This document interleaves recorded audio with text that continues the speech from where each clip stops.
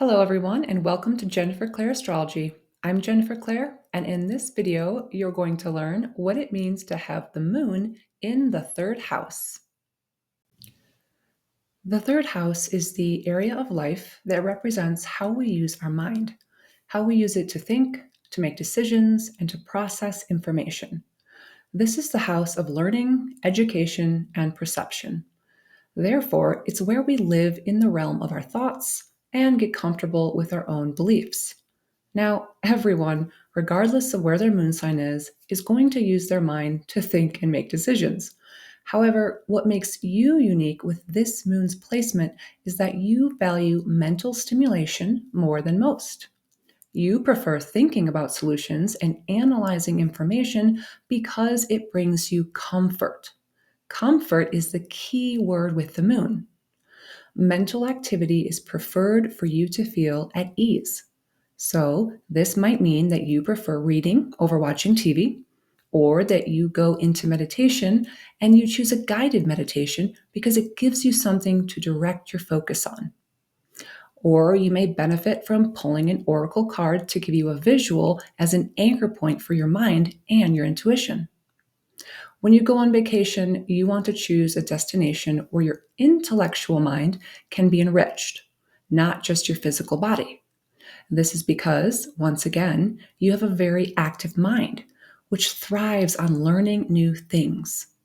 That said, you do want to guard against overanalyzing information and coming into a state of analysis paralysis. It is common with the moon here, or in Gemini, to have the tendency to overthink how you feel and bypass your feelings altogether. In other words, it's hard to get you out of your head and into your actual emotional state. So, you are wise to have grounding practices in place that are used to get you back into your body where you can easily access your feelings. Now, if you're wondering why siblings are listed in this house of communication and learning, it's because the third house also represents those people who were closest to you growing up who may have impacted your ability to learn.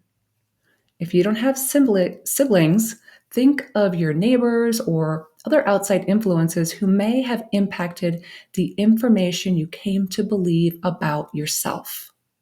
Because sometimes we get negative seeds planted from others that we end up growing inside ourselves as limiting beliefs. That brings me to another important point. The third house is very much the house of our conscious mind.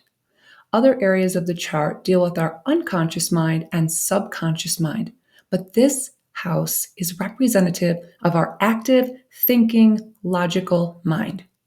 And it's where we have the capacity to change our thoughts to change our lives.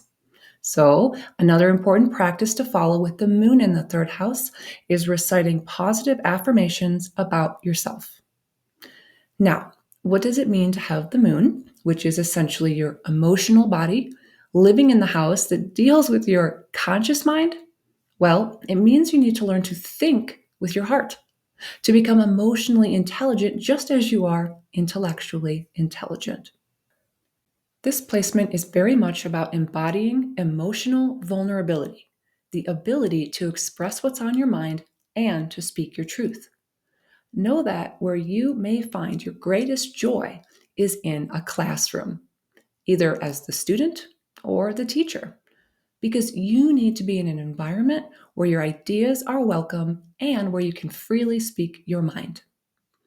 Lastly, the third house deals with our local environments and the places we frequent often in our daily routines. How this relates to having the moon here is that it means you feel comfortable moving about, running errands, and always being on the go. You are meant to be mobile, take short journeys, and stay active to increase your happiness and limit boredom. To conclude, with the moon in the third house, you benefit from being a lifelong learner, keeping an open mind, recognizing which beliefs are really yours and which have been handed down from your upbringing and conditioning, trusting your heart for the wisdom it has to share, and learning to become the creator of your life through using the power of your mind. I hope you've enjoyed this video on the moon in the third house. If you have, feel free to subscribe or leave a comment below, and I look forward to sharing more with you soon.